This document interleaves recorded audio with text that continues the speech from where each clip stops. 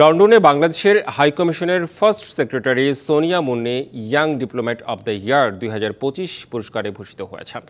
লন্ডনে কূটনৈতিক অঙ্গনে অবদানের স্বীকৃতি স্বরূপ ডিপ্লোম্যাট ম্যাগাজিন তাকে এই পুরস্কার দেয়।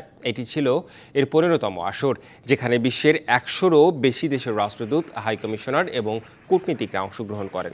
পুরস্কার গ্রহণের সময় সোনিয়া মুন্নি বলেন, তিনি বিশেষভাবে গর্বিত বাংলাদেশকে প্রতিনিধিত্ব করার জন্য। পুরস্কার তুলে দেন বিবিসির কূটনৈতিক সংবাদদাতা James Landale. Sonia Munni BCS foreign service ক্যাডারের 34তম ব্যাচের পেশাদার কূটনীতিক। লন্ডনে তার প্রথম কূটনৈতিক পোস্টিং, যেখানে তিনি কমনওয়েলথ সংক্রান্ত দায়িত্বে রয়েছেন। This recognition is just not a personal honor, but a tribute to every young voice striving to make diplomacy more inclusive, compassionate, and forward-thinking. I am particularly proud